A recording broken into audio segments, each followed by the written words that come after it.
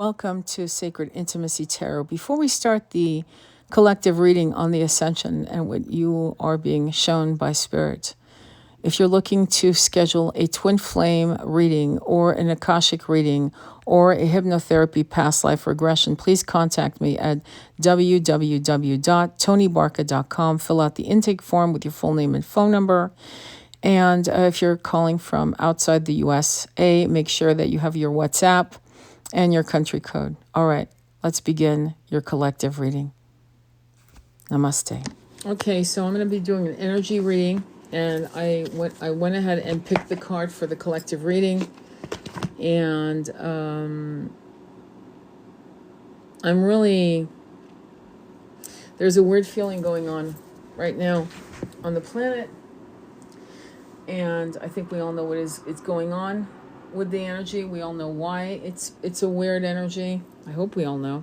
So today, this is the card I pulled. I usually pull a card that is, usually you guys pull the cards, but today I was told, and I never do that, and the card you're seeing is the card, and it's perfect to hear the message I'm about to send. Follow me on YouTube. I'm going to start doing all my lives on YouTube. Moving forward, probably next week, I'm going to do a lot of lives on YouTube and moving my platform to YouTube. I've got 23,000 followers here, and I get it, but with what's going on, if you want to get lives on readings, what will be cool about it, it's going to force me to actually show you the cards as I'm doing it, which will be cool. It'll be a win-win. The card you're seeing here is number 30. 30 is the recluse. It's an energy of going within, and it's ironically what we need to understand. 3 is the balance between the mind, body, and spirit. Okay, and we are getting our asses kicked. Many of you are going through your first or second or third tier of Ascension symptoms, which is a blessing. Okay, I know it's not pleasant, but you're lucky. Ironically, the colors of 3 are autumn colors, such as yellow and burnt orange and rust, also turquoise and sky blue. Purple is something that that people also like in the vibration of 3. And the 3 vibration brings a lot of strain on the nervous system, okay? So right now there's a malaise, and it's not because of the weather. I'll tell you that right now. It's because of the what's going on the planet. The planet, it's stretching itself. It's stretching itself in massive growth. And if you remember having growth spurt as a kid, I did. I remember that. And my knees were killing me. I don't know about you, but my knees and joints were killing me. And that's what's happening. We're going through a growth spurt. So I'm going to read you from the Alana Fairchild Kali Oracle of what this beautiful mandala means.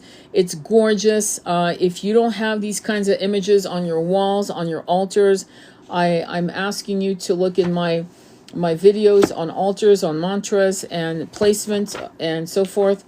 I've been counseling my clients to do their altars of abundance, and it works. The only thing about it is you've got to do it on the daily. And if things, basically distract you from taking care of your altar, then of course, you're not going to get the benefits. And there's altars for peace, there's altars for love, there's altars for abundance, there's altars for health, spirituality, and so forth. And at one point, I had 4 different altars going on at once in a cabin that was like 300 square feet. And believe me, it did not look cluttered. It was actually beautiful, and people would come for their retreats with me, and they would just love it. So this is 30, Natya Kali. This is the message for the collective, for the healing, because the energy is really whacked right now. She calls us away from the world to journey inwards, where a path of sacred introversion beckons. Turning within may feel natural or unfamiliar, but in journeying within you will gain energy, insight, and freedom from the constraints of what has been. Allow that which needs to end to do so. Did you hear that? Allow that which needs to end to do so. You shall realize you are not being denied but released. Did you hear that? You shall realize you are not being denied but released. There's something new on the horizon. Honor your losses, but keep hope in your heart for what is meant to be. All right, let's continue. Kali Natyu is a cycle of the waning moon from the moment just after the height of the full moon into a phase of decline, right up until the black moon just before the new moon initiates the building of a fresh cycle. This moon phase embodies the natural magic inherent in letting go and allowing for the energies to run their course and die away. It can be a sign to embrace the qualities of the crease for a period to bring a cycle of experience to completion and generate what is necessary for the next cycle to be more abundant and nourishing than the last one. Given our societal preoccupation with constant activity and outwardly driven connections, honoring Nitya Kali requires the use of our will to honor our soul's rhythm above peer pressure. And that means if you feel like this is a season for introspection and quiet and silence, don't feel pressure to go to events, things that you don't feel will benefit you in your energy cycle. There can be resistance to embracing the crumbling away of a form once cherished. I'm going to repeat this again. There can be a resistance to embracing the crumbling away of a form once cherished. Yet, in doing so, we can give proper burial, allowing for cleansing emotions, perhaps anger, sadness, loss, or grief in the face of betrayal, disappointment, or confusion, to move through the soul. Then the space for higher understanding, healing, and even forgiveness and gratitude for what has been learned can open up. Peace and release follow, and soon after, a readiness for the new. To hold space in the liminal or between times when something is no longer, and the superior evolution beyond a mere replacement is yet to be, requires wisdom and courage. Inner processes need to take place beneath a cover of darkness, privacy, and sanctuary. You do not need to parade your process before others, nor prove anything to anyone. This is a time of natural inward motion and decline. It is healthy and can be enjoyable, relished as a chance to clear out and free yourself from unnecessary burdens of mind and body. If you are not used to letting go or believe you must constantly be on, then this is a chance to expand your psychological and emotional vocabulary. Allow for the divine feminine wisdom of the soul to do what it does so well. Provide the method and process for healing transformations. If you are used to controlling everyone and everything, consider this a chance to step back and allow others to develop their powers and responsibility. Nitya Kali's message is to give yourself time and space to truly let go, as this ending is divinely intended. You shall receive abundant blessings that will be more than replace any loss or suffering you have experienced through the conclusion of a life phase. That's right. When you let go of something you're clinging to that you know is toxic, trust me, the universe, once you let go, the universe will replace it threefold. I'm not joking. If you have been in a period of loss or grief, the oracle indicates that this is the coming to an end, likely sooner than you realize, and yet you are invited to allow it to find its completion naturally rather than trying to rush it to an ending. I had a client yesterday say, I just need to get over it. And I'm like, no, you don't just get over it. You allow yourself to process it. You don't get over it as in denying it. You actually walk through it. You walk through it barefoot and no longer clinging to the idea that this is harming you in the way you think. What this is baptism by fire. You're walking barefoot on fire and you're being baptized to a new level of perfection for yourself. In other words, in releasing this idea that this love, in this case, this was a reading about her love, her twin, and the realization that in this incarnation, it will not be. This is a man who is too broken, too toxic. And this realization is not something you just get over with. It's a realization that takes time. You allow yourself to process this incredible heartbreaking disappointment. And the heart breaks to become bigger, to allow more love to rush in. And as I said to her, no good man, in her case, will come to you until you're ready, until you've given absolutely all the necessary time you need to let go, so that you will never allow him back in because he's so toxic. And at that point, the universe will release a high-level soulmate that is in step with your beautiful philosophy. And that's what you have to understand. Sometimes twin flames, it's not that you're failing. is that in this timeline you can't do it anymore, and it's harming you. It's harming your ascension. It's harming your vivacity, your joie de vivre, your taste for life. It's actually ripping you apart. And it's important for you to, once you make that decision, I can't do this anymore because I can see that this person will never, never, never wake up. At least in this timeline, never is a truth I have to hold on to. Because what I see a lot of women do, and men, is wait and wait and wait. And as they wait, they are being dragged under the waters of their own emotions, and at some point they can no longer even be good for themselves. You have to know when is when, okay? Don't ask those questions, okay? All right, ask the right questions. Thank you. Okay? The fact that we have to understand that what we are letting go, okay? What we're letting go is our belief system that somehow this system will continue. Thank you. Okay? That what we've held on to that used to give us pleasure, right? Pleasure, ignorance is bliss type of pleasure, right? That will continue. And that we're going to be, if it could just self-realize, right?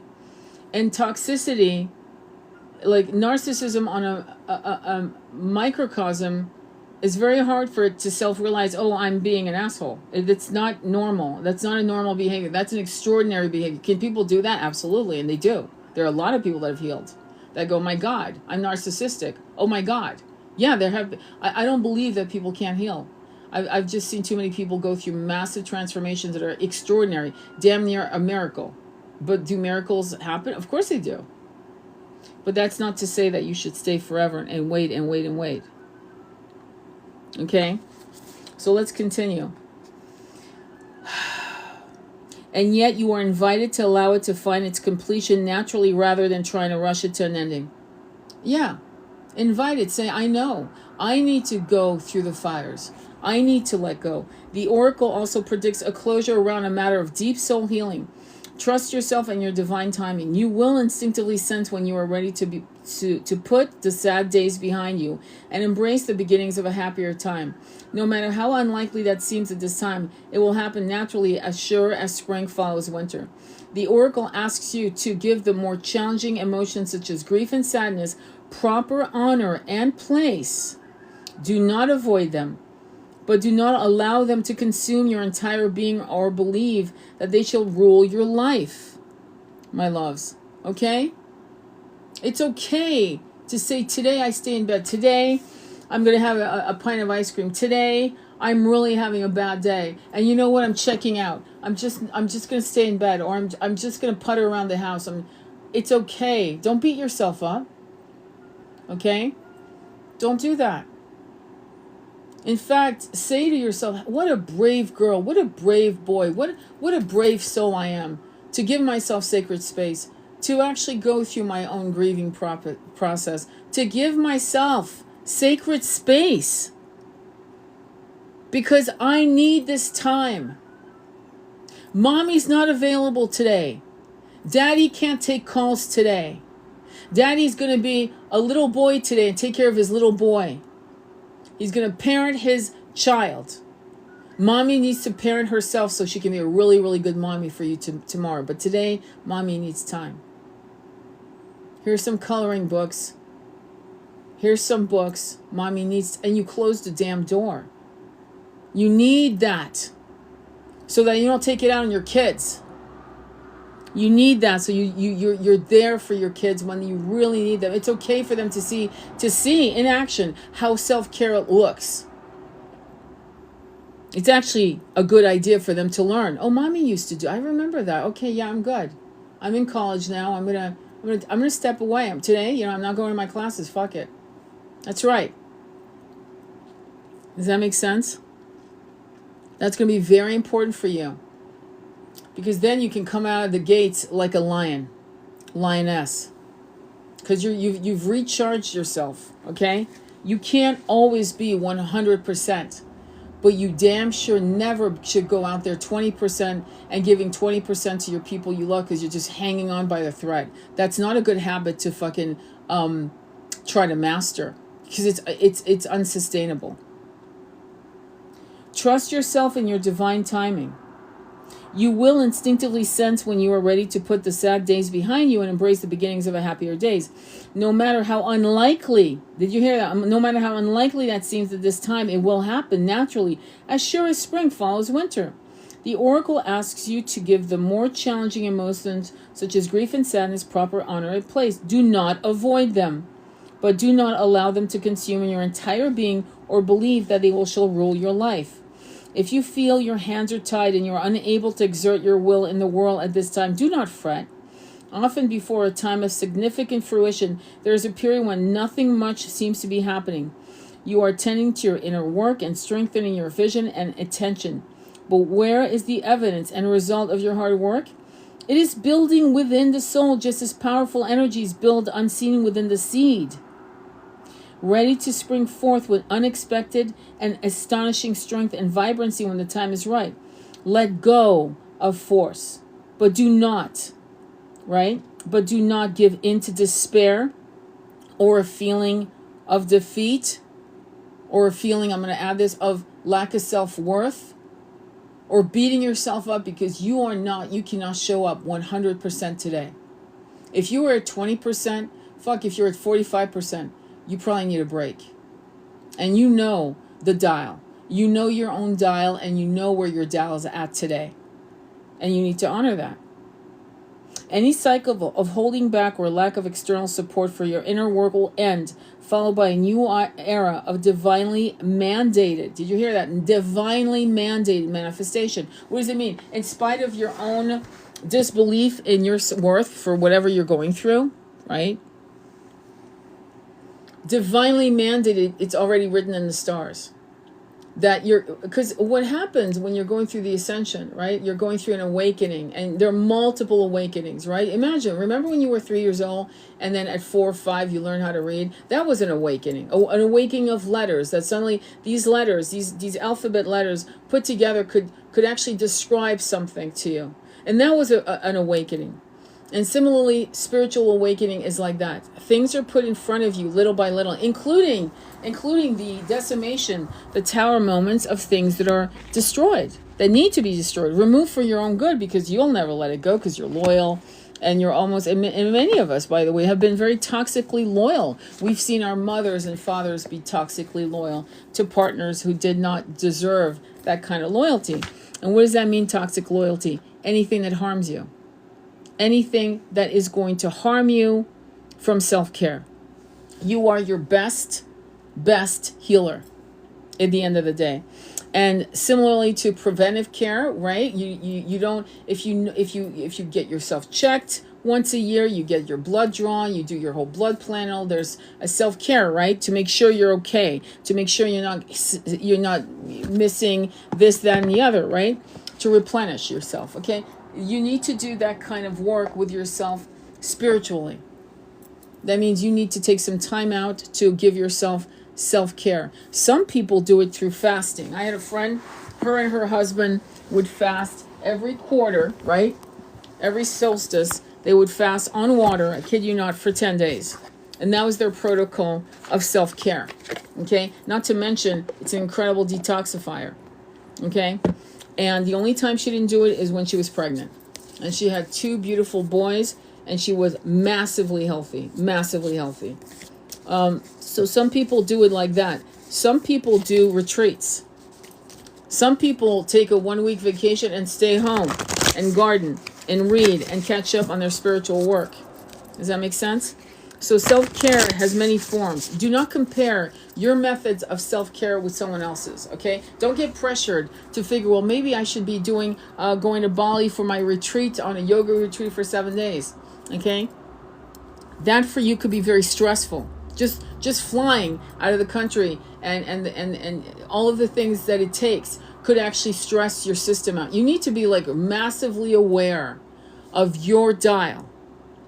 Okay, massively aware of what you need for self-care, what that means for you personally. And if you don't know, then I'm inviting you to actually journal. And here's a prompt. What does my soul need me to know about my self-care? I give my soul permission to guide me from the highest light, and just write and write and write for 5 minutes straight. Just write. Don't cross the T's, dot the I's. It's very similar to the artist's way, the process of the morning pages. As a matter of fact, if you're going through something very, very, very difficult, you may want to start the process of doing your morning pages for 36 days. I'm saying that. 36 days. So what it means is every morning upon arising, you don't get out of bed, you don't make your coffee, before your mind gets cluttered. If you need to get to your desk, okay, that's fine. And then you sit down and you start writing like a mofo. You start just writing. It doesn't matter. I don't know what to write. I don't know. All of these whatever things that are entangling you in a malaise, in a sense, not depression, but a sense of ill ease in yourself, in your body, in your mind, in your spirit, will actually get purged on the pages of your journaling. And if you were to do that, as a matter of fact, I'm realizing I need to do that. You need to, because I'm looking to write a book. My book, when I wrote my book, Recall, I did the morning pages for 90 days because it took me 90 days to write the book in the first draft. The first draft took 90 days. Then I did my second round, right, which we writers do. And then I did it for another 120 days. And that helped me purge whatever bullshit clutter in my brain so I could actually focus on the book, for example, right? But I would suggest you do that in your journey of self-realizations. Because if you don't know what your dial is, you know what I mean? That's going to be something that you must master the subtle aspect of your dial. And they keep telling me to tell you this. Remember the story of the princess and the pea? There was a princess that was very, very sensitive. And it's funny how these fairy tales are, because you could have just removed the pea, but whatever, but it's a fairy tale, right? And so the story goes that she was very sensitive to this pea that was on the mattress. And so some of the best drawings you'll see in that fairy tale is like mattresses, like you'll see like 50 mattresses, and she still can feel the pea. And it's an amazing story of how we are. Some of us have allowed ourselves to be that hypersensitive, and it's almost put down. You'll see kids on the spectrum who are very sensitive, or people who have neuro differences in the way they process material on their bodies. Like they won't like scratchy wool, but they'll do great with mohair and things like that. Like honor that, honor all of these things, all of these what we would call a pain in the ass. Hypersensitivities. I think you need to embrace that in yourself, because that's your dial in action. It's your body saying, I love silk, but I don't like wool. I love linens, but I don't like polyester or viscose. These things may seem trite to you, but that is what you need to keep yourself in balance, grounded, rooted, your auric field in perfect alignment with your chakras, with your somatic body, everything moving in a beautiful, like a fine-tuned clock, the inner workings of a beautiful clock. And if you've ever seen some of these very expensive clocks that were made in the 18th century, when you open them back, it's magical. It's like a whole little world that is in sync with each other. And so that's similarly, this is what's happening with us. We'll take care of this, but not that. And then we'll wonder why the clock, our inner clock, isn't working. Well, of course it's not working. You haven't been allowing yourself to honor your beautiful energy of the princess and the pea.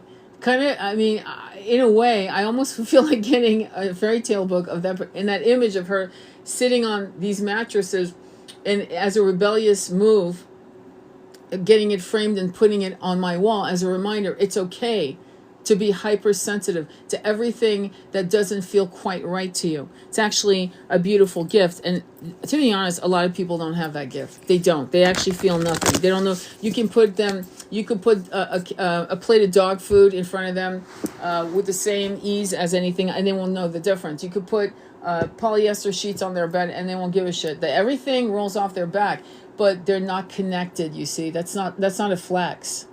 It's not a flex at all. Does that make sense? Thank you, Lion Tabor.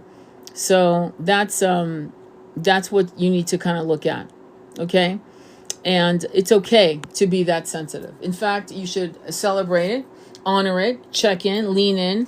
No polyester sheets. You'd be surprised, okay, how many companies. You go to Home Goods, you go to Target, you'll see 100% pure polyester sheets, or you'll see 40-60. Okay, so you'd be surprised. Please look. Don't look at the print. Oh my God, it's so cute. Look at what is it made out of, because it's a choice. Okay, I'm going to give you another reading, and this one is from the Divine Feminine by Megan Watterson, giving her credit for her deck.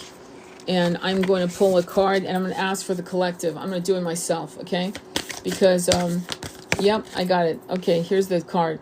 So the card is from Teresa. So the card is called Teresa of Avila, Our Lady of the Interior Life. Listen to this. I trust the answers I find within me. I know that the presence of love is real. You can't make this up. You cannot make this up. So let me repeat in case you didn't hear it. Teresa of Avila, Our Lady of the Interior Life, which is what we've just been talking about. I trust the answers I find within me. I know that the presence of love is real. Thank you, too. I am listening. Wonderful. Let me see here. Now, let me look at what this card, because there's more. I mean, I'm just giving you the basics. Page 35. Let's look at page 35. Bear with me before... Let me go to and see what the message is for the collective. And, okay, Our Lady of the... Okay, who is she? With a passion and conviction, Teresa of Avila connects us to the love and truth available to us whenever we turn inward. Saint Teresa was born in Avila, Spain in 1515. Wow. 1515. Whoever keeps seeing that number, 1515, let everyone else know if you see that number. Or if you see 1212. Because 1515 is 6, which is 12. Okay? And 6 is a choice. In tarot, it's the Lovers. It's a choice. And it is an incredible number of co-creation. It vibrates to the planet Venus. It harmonizes with the colors pink and blue, chocolate brown, deep green, and pastels, and some copper. It also brings a tendency of maybe like if 6 is something you're seeing a lot, like 3, right? However 6 comes up to you, right? 1515 is one. 3 is another. 2 is 6, right? Another. Make sure to take care of your lungs, your chest, your throat, especially right now. It is a number that is connected to May, October, and November. Okay? And so if you see that number, pay attention. Thank you, love. I appreciate that. All right. So as an adolescent, she experienced many illnesses and was confined to a bed, which allowed her to begin to explore her own thoughts. She read every book she could find on spiritual exploration and contemplative prayers. By the time she was a young adult, she knew she wanted to dedicate her life to the interior world. She entered a Carmelite convent in Avila in 1535. She increased the emphasis on contemplative prayer and eventually reformed the Carmelite order, which was later joined by St. John of the Cross. Over the course of her life, St. Therese founded 17 convents throughout Spain. Can I just pause for a second? Because I need you to understand this. Wisdom is found everywhere. I'm a spiritualist, not a Catholic. But yet I bow down to Yeshua and Mary Magdalene. I'm not Hindu, and yet I adore Krishna and Radha. I'm not Buddhist, and yet I love Buddhism and Buddha. We have to understand the wisdoms are spread, and it's so beautiful to discover these wisdoms. Let us not turn away from things like that. You don't have to become a Catholic to follow Yeshua at all. Nor do you have to run from it, because you're not. Understand the wisdoms. And I think the Dead Sea Scroll is and the Gospels of Mary is a great way to reconnect, right? At the age of 44, she began to have a series of visions that convinced her that she's saying Jesus Christ. I'm going to say Yeshua, okay? appear to her in a bodily form and yet remain invisible to the eye. These visions lasted for 2 years and would inform her book, especially the spiritual masterpiece, The Interior Castle, which charts the ascent of the soul as an inner journey through the 7 mansions. Listen to this. I just got chills. I've never read this card. Let me repeat this because I just got chills. Listen to this. The interior castles, which charts the ascent of the soul as an inner journey through the 7 mansions or state of being that exists within us. She's talking about the 7 chakras. The 7 mansions are the 7 chakras. Ultimately, did you get that? Now, we don't know what she was reading in 1535 in Avila, Spain. But I can tell you that there was a lot of movement of holy books that were being shared all across the world. If you could read, you could read. And stories of Tibet. Trust me, there were stories going on. How did she know about the 7 mansions of the body? I mean, that's the chakras. Clearly, exactly. That's amazing. Thank you. Ultimately, Teresa wrote in the hope of assisting her sisters in the convent to also reach the innermost castle where God dwells in our soul. She reminded them that we ourselves are the castle and that the door of entry into this castle is prayer and meditation. Do you realize that when she was writing this would have been during the Inquisition? That ripple effect that was still out there. Her own personal spiritual experience is at the root of her instructions. The closer she gets to the 7th mansion, where the soul ascends, which requires going further inward, the stronger the light. Did you hear what I said? She's talking about moving up the staircase of the chakras through the crown chakra. Shall I repeat it? The closer she gets to the 7th mansion, where's the 7th mansion? The crown chakra, right? Which requires further inward, the stronger the light is. She describes the ways to discern the voice and presence of the divine within us and the certainty of God that arrives that cannot be explained or doubted. Did you hear that? She explains the voice, how to discern. Why? Because she probably was spiritually attacked as well. Because she was going against the machine. Does that make sense? Very interesting. I can't even believe it. Now I want to buy her book. I hope to God they still have it in print. Because I want to know, wow, what was going... Wow, I need to repeat it.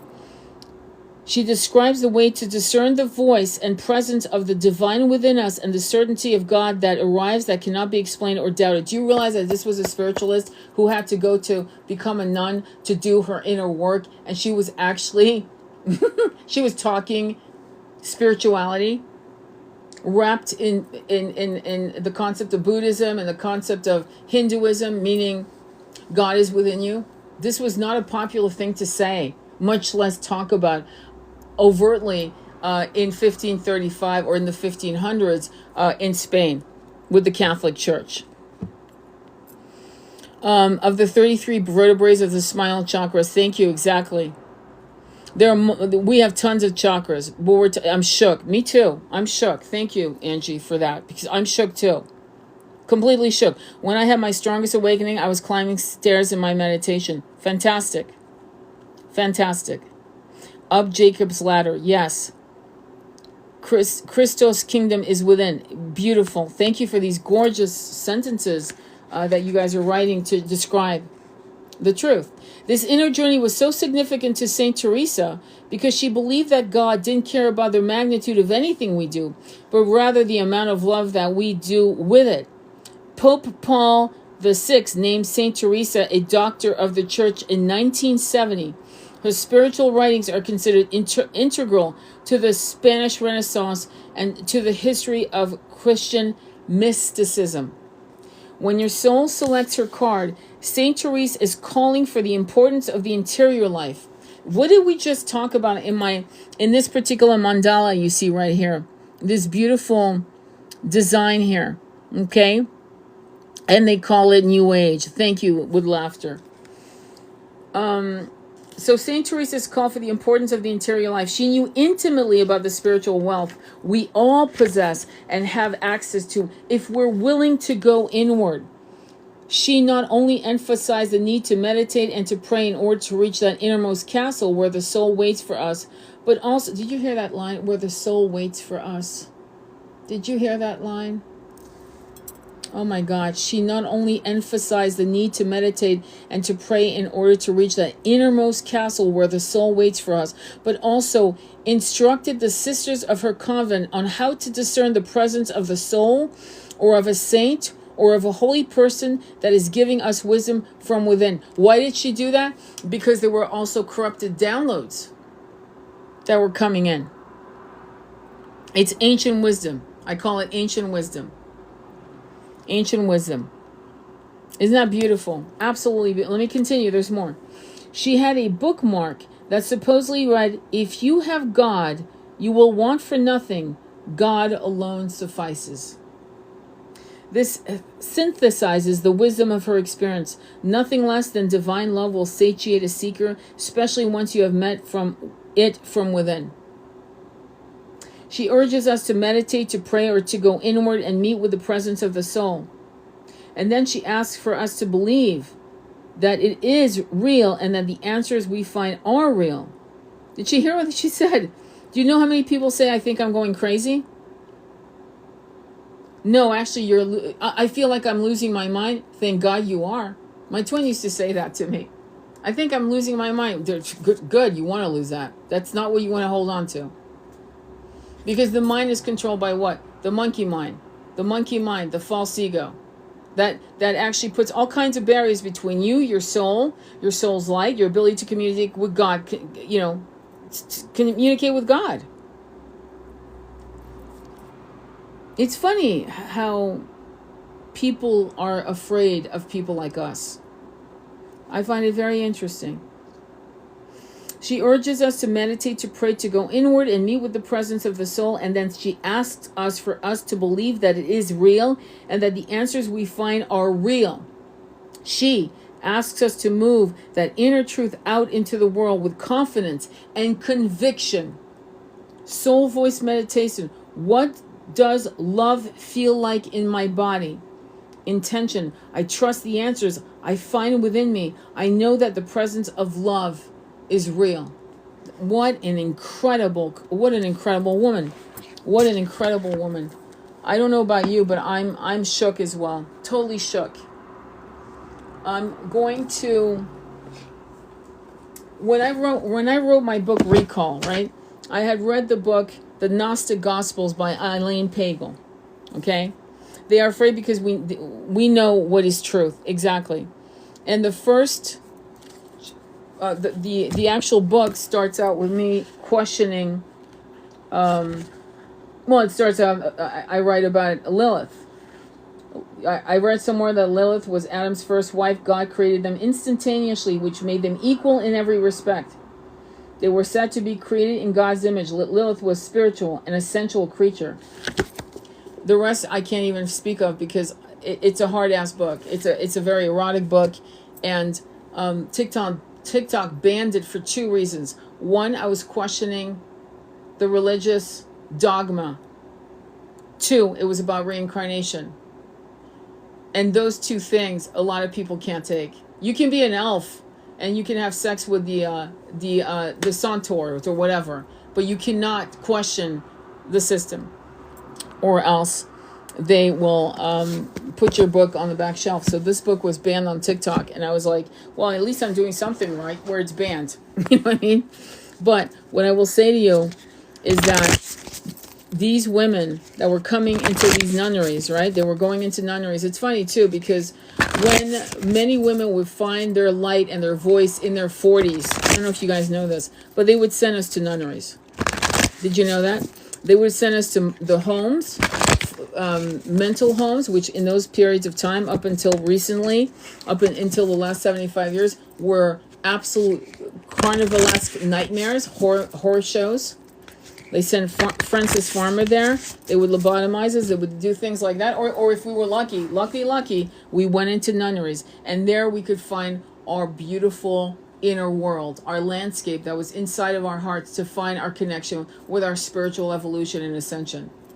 That's, if you were lucky, I'm starting to realize you didn't go to these places. You went to a nunnery. And there, you were there with other women, and some women probably didn't get you at all, but at least you could actually do the inner work, right? The inner work, if you were lucky. I'm sure some of these convents were fucked up, but I'm sure some of them were very, very beautiful. I'm going to get, because I was so blown away by that, I'm going to pull another card, and we're going to see what else the message is from this deck. Okay. All right, so the next card came out, Green Tara. It's called Green Tara, the Buddha of enlightened action. My soul informs my every step. I do what my heart compels me to do.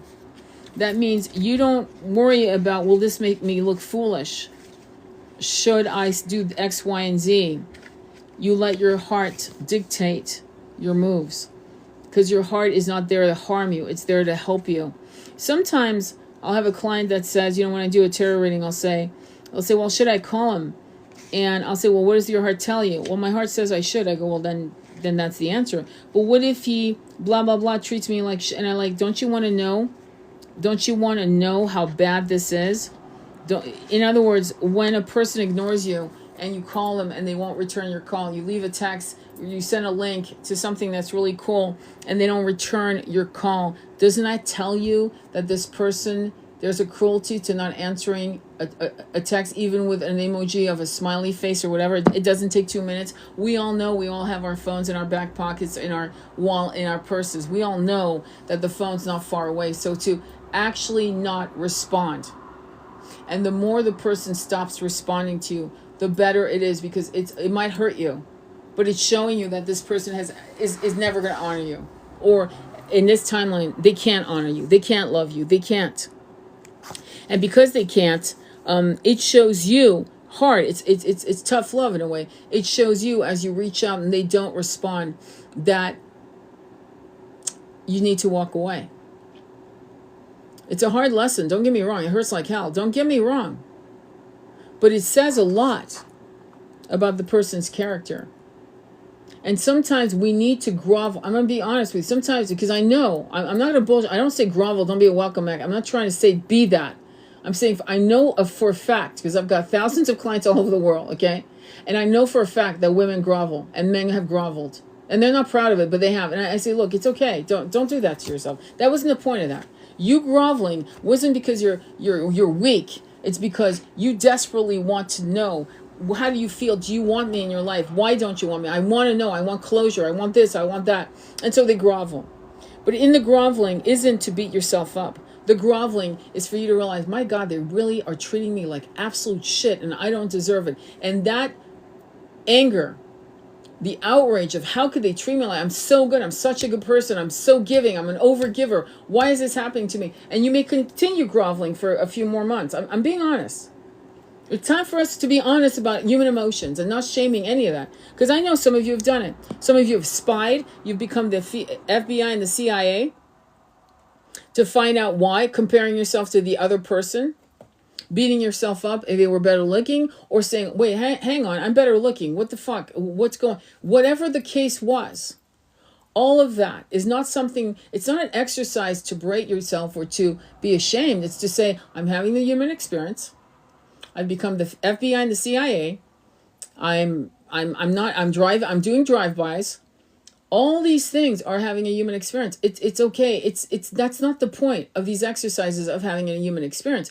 But to be transcendental is to say, I choose me. Fuck this. I choose me. I love me. My little girl, my little inner boy doesn't need this, doesn't deserve this. They're never going to see my value. I need to see my value. And now I value who I am. Make a list of all the things that are amazing about you.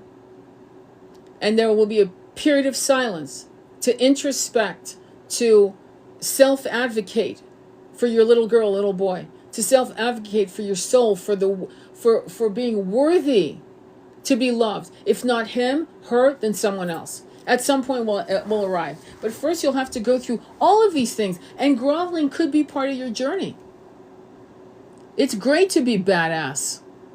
But the reality is many badasses have groveled. Don't think they haven't. They have. They've all been there. Okay, unless they're narcissistic and they're completely shut down and they're psychopaths, at which point what I just said is not for them and it's not about them. Okay, and that's what we need to understand.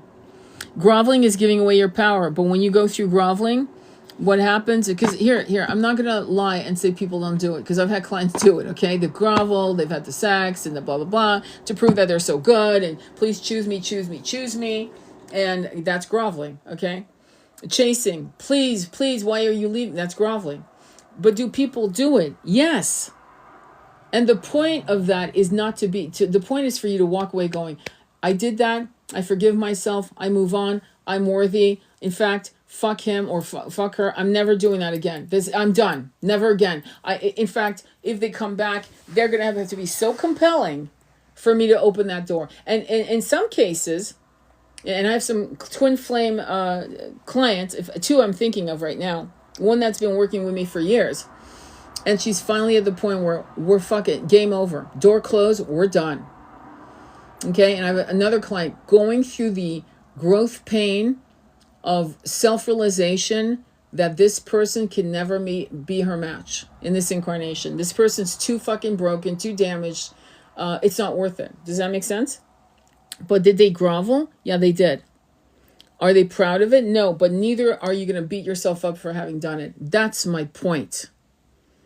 Okay, I don't feel like you should ever be a welcome mat. In fact, I tell clients, don't be a welcome mat. In fact, sex is off the table. And they still have sex. And I say to them, listen, it's okay. It's okay. I understand. Don't beat yourself up that you just decided to have the nectar of your twin or your high-level soulmate. It's okay. I get it. But try to have more discipline, because that's not going to sell them on you. That's not going to make them choose you.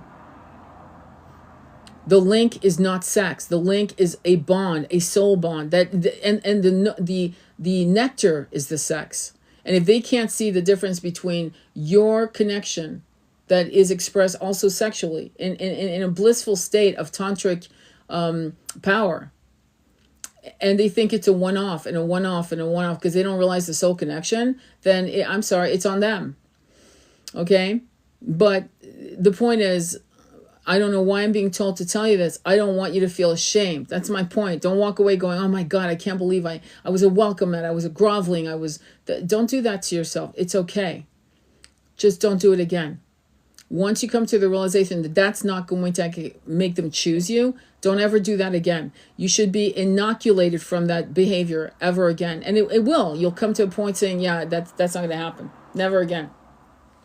Okay, and why am I saying that? Because it can't happen with someone else, because usually when that happens, it's usually for a twin flame situation. I guarantee it. It's never for a high-level soulmate, unless you have like weird, and I'm going to be unhealthy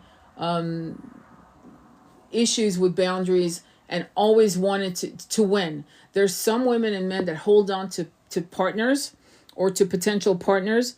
And it's not really that they want them anymore. It's because I just want to be right. I just want to win. I want to be chosen, and then I'll walk away. I actually heard people say that in readings.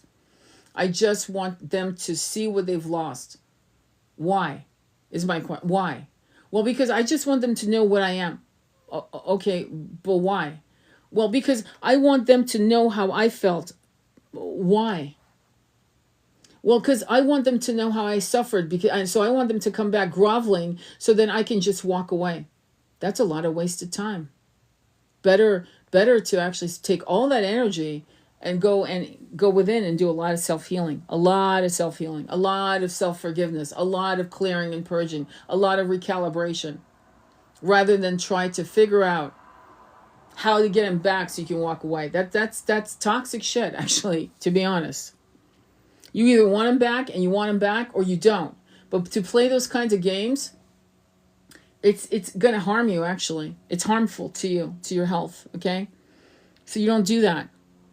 Okay, you don't wait for them so that you can walk away. That's actually, there's a lot of bitterness there. It's like revenge. I just want to get them back. I want them back. I want to bring them in, and then I'm just going to fucking walk away and drop them like a hot potato. That's not healthy. All right, so Green Tara, the Buddha of enlightened action. My soul informs my every step. I do what my heart compels me to do. My heart. You get that? Not my ego, my heart. All right, who is she? Green Tara embodies the emboldened state that overcomes fear and allows us to take action on what we know is right. Tara is a female Buddha in the Vajrayana Buddhist tradition. She is known as the mother of liberation because her name is derived from the root to cross. Tara assists all beings in crossing the ocean of suffering to liberation. And that should be your most important focus, to cross the ocean of suffering into liberation. According to Tara Tantra, eons ago, Tara incarnated as a king's daughter. She showed such spiritual excellence and such profound compassion that she impressed a group of monks. They told her that they would pray for her to be reborn as a man so that she could reach enlightenment. Just listen. Be patient. Just be patient. Don't get triggered. They told her that so we got that. So that she could reach enlightenment. She responded by enlightening them. She told them that there is no such thing as male and female. The ideas, projections, and expectations that we superimpose onto the male form and the female forms are not real. They are contrived. Form is emptiness, and emptiness is form. Tara vowed then and there before all the monks that she would remain a female Buddha for all lifetimes until all beings were liberated from the illusion that a person's sex determines their ability to become enlightened. And by the way, that has been the truth in all fucking religions. Okay? That it was your gender that made you, look at all the books, Adam and Eve. Oh my gosh, she ate the apple. I don't know if somebody asked you, listen, if you eat this, you will know everything. Can I have the whole fucking tray? I want to know everything. I would have eaten every apple on that tray. Because to be in ignorance is to be, they're telling me it's almost like it's a savagery to your own soul. It's a barbaric choice not to want to know. In fact, curiosity is the epicenter of not only intelligence, but enlightenment. Because as you get to know, the more you know, the less you know. The more you know, the less you know. The more you know, the less you know. So you're never in the egoic illusion that you're fully healed, you're fully done. I'm never coming back here because I've done all my work. I'm Kundalini awakened. Yeah, that's not it. The Tara has 4 different types of enlightenment. Enlightened activity and divine attributes depicted symbolically through the colors red, white, black, yellow, and green. Green Tara is Tara's embodiment of compassionate action, enlightened actions. Her green color signifies vigor and vitality. Her mudra also represents vitality. Her mudra, just so you know, is her thumb taking the 2 bottom fingers, the pinky and the other finger, and the 2 top fingers, the index and the middle finger, up like this. Okay? You can do that. And that's her mudra, just so you know what it is. Her mudra also represents vitality and the purity of our life force, the prana mudra. She is the action we take from a deeply rooted place within our heart. She is the energy that seeks to act in alignment with what will free us as we liberate others. So it's not a bad idea to start learning different mudras during your meditation, to calm yourself, to bring power. There's so many mudras. There's even a mudra for losing weight, which if you look at my content, you'll see I have it posted. When your soul selects her card, green Tara is the sacred nudge to get moving, to do what is that your soul compels you to do. Don't sit with an idea or a project any longer. Take action on it. Don't think about a friend who keeps coming into your heart. Go bring her dark chocolate or send her a love letter. Don't wait to express your love to someone you've needed to go. Go now. Tell the truth. Let your feet be moved by what has been caged within you. Let your wisdom shift upon inspired action. I'm going to tell you something. I've had a wonderful divine masculine who wrote an incredible letter to his twin, okay? And the twin was never responded.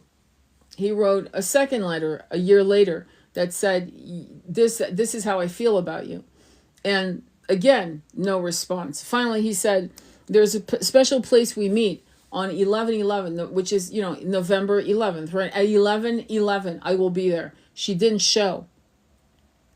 You might say he was groveling. I would say to you that he was giving everything he could so that on his deathbed he would never regret that he had not tried every single thing to bring himself and his twin into union. There will be no regret. And he has walked away permanently. The door is permanently closed. To the realization that she is not ready. Don't think it's all women that are just great twin flames.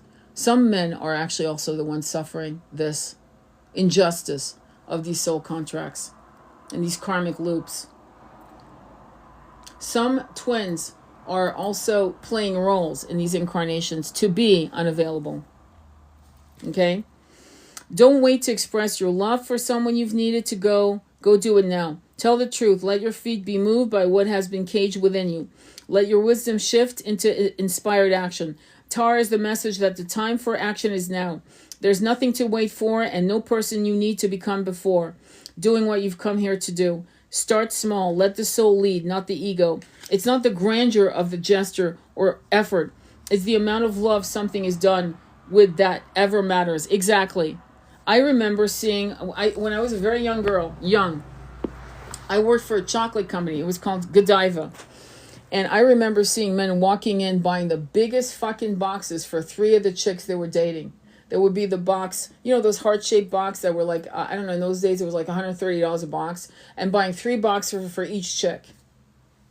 And each of them thought they were very important to the guy, clearly, right? But I remember my husband at the time buying me a little tiny box with just 2 truffles, and he picked flowers from the fields. But you know what? I was all he had, and I was all he had. In other words, it was enough.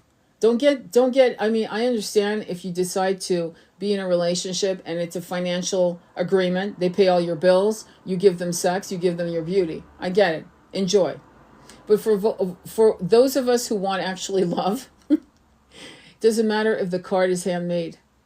It doesn't matter if the flowers came from the field. It doesn't. What matters is I'm not looking at anyone else. I don't want anyone else. You're all I need. In fact, you are my world. You are my home. Okay? There are many injustices in the world, so much suffering that it's easy to get stuck in the molasses of helplessness. The brilliant Burmese diplomat Aung San Suu Kyi says, if you're feeling helpless, help someone. Did you hear that? If you're feeling helpless, help someone. Green Tara is about aligning what moves us to tears with compassionate action. She's to push to do something, anything that might alleviate the suffering of others. In the process of taking action with love and from love, we also liberate ourselves. Soul meditation. What does my soul want me to take actions on right now?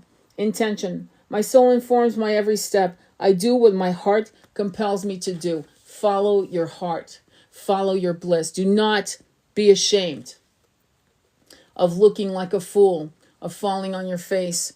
If you are declaring your love to someone and they can't see it, they don't want it, they reject it, the most important gift you've just given yourself is the fact that you know that you did everything you could and you will never be on your deathbed regretting. I should have, could have, would have. I should have chased that person. I should have. You done it. It didn't work. This is what's so interesting about the Nicholas Sparks movie/book, The Notebook. Because what does he do? He fights for the love. He fights for it. You could say, well, he's groveling, he's begging. Yes, but he fights for her. And eventually it works, doesn't it? And eventually what happens? She has Alzheimer's. Remember? The movie, the book, whatever, however you saw it. That's why that movie's so compelling. Because for him, because it's a book, it's a story, he won. He got, in this case, he got the girl. He got his twin flame. But you know what? Sometimes that's not going to be the happy ending. And that's okay. Why is that okay? Because you did everything you could, and a high-level soulmate will be brought to you when you're ready to let go of your disappointments. 32. Wonderful. Glad you're here. You do know she uploads on YouTube daily. Thank you. I love catching this live. Thank you. This is an educational live. Thank you. That's so sweet. So does anybody have any other questions that are related to what we're talking about? People are being destroyed for lack of knowledge. Exactly. So knowledge is power. Knowledge is bliss, because you're getting closer and closer to understanding what you need to do to ascend. Ascension is all the only thing that should be driving your actions. Ascension, ascension, ascension. Why? Because if we ascend as a people, right, what happens? Well, suddenly now, the runner chaser, I was telling my son last night, I was saying, you know what was interesting? Because I'm not going to be shy about this. I'm going to tell you. My family, my husband, my son, us, we lived in poverty because we'd chosen, just so you know, we'd chosen to homeschool our kid because of the system that we felt was corrupted and dangerous to a child's mind, to be honest, okay? So I just said my piece here. So, but I did say this to him. I said, it's interesting. All of the problems that destroyed our marriage were all connected to poverty. The marriage was fine, but poverty, chink by chink, took this away, destroyed our marriage. It was too much after 27 years, okay? So what I'm going to say is this. So when we go to the ascension and we co-create the new earth, poverty is no longer poverty doesn't exist in the new earth. The new earth doesn't have poverty, doesn't have famine, doesn't have war, doesn't have general, it doesn't have any of this. It's a new earth. It's a new platform. It's 5D, 6D consciousness. And that is why that should be your action call. Sure, take care of yourself. Of course, desire things for yourself. But try to wrap these desires within the new earth. Why? Because, and as if it's happening now, say, I'm so glad I live in the new earth. That's going to be my new thing that I've started doing. I am so glad I live in the new earth. I'm so glad we've ascended to 560, as if it's happening now. And the more of us that can do that, the more an egregore will be formed to bring us into the very thing we desire most. And our financial problems and issue, no. Because did you notice how you and I are here together, and all of us could actually have a beautiful big table and do a potluck meal, and we would have so much fun. We would talk about our experiences, our visions, our downloads, what was shown to us. We would talk until the sun set. That's what is 560 New Earth. It's a community of people that are, yes, different, of course, but they have different experience of their spiritual awakening. And yet, all these differences encompass also that we want abundance for everyone. We might have our shadows, but there's nothing egregious that none of us can't help each other with. So visualize this big banquet. And we're all like tables, elbows on the table, crumbs on, breadcrumbs. We're breaking bread together. And the meal just never ends. The meal is all based on the soul being fed with such nectar of each other as community, as loving people who just want the best for each other. There's no jealousy in that level of jealousy. There could be envy, but not jealousy. What is the difference? Jealousy is very brutally toxic and can harm people. Envy is, oh my God, I wish I had your beautiful blonde hair. Or I wish I had your red hair. It's so beautiful. I wish. It doesn't mean I'm going to harm you for it. It doesn't mean I just wish. I just love your hair. That's to the level of shadows that I'm talking about. And it comes from the consciousness that is the great awakening for us so that we can see each other as who we truly are to ourselves and to each other. That's going to be really exciting. And you're very lucky. Not if we ascend, when we do.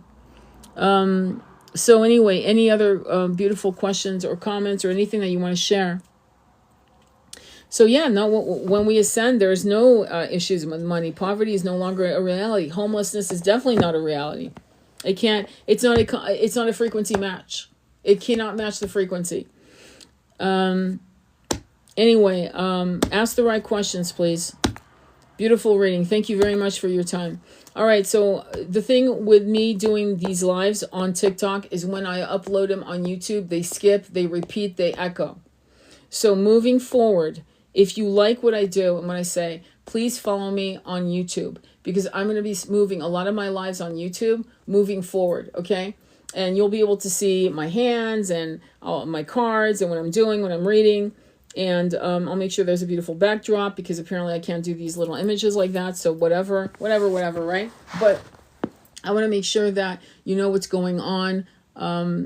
And I will still do, these types of lives. And as a matter of fact, it's kind of cool because you'll see me throwing tarot when I do collective readings for you guys to see what the energy is all about. Okay. And anything else? What's the handle on YouTube? Same as here. It's the same exact handle. You can go on my link tree.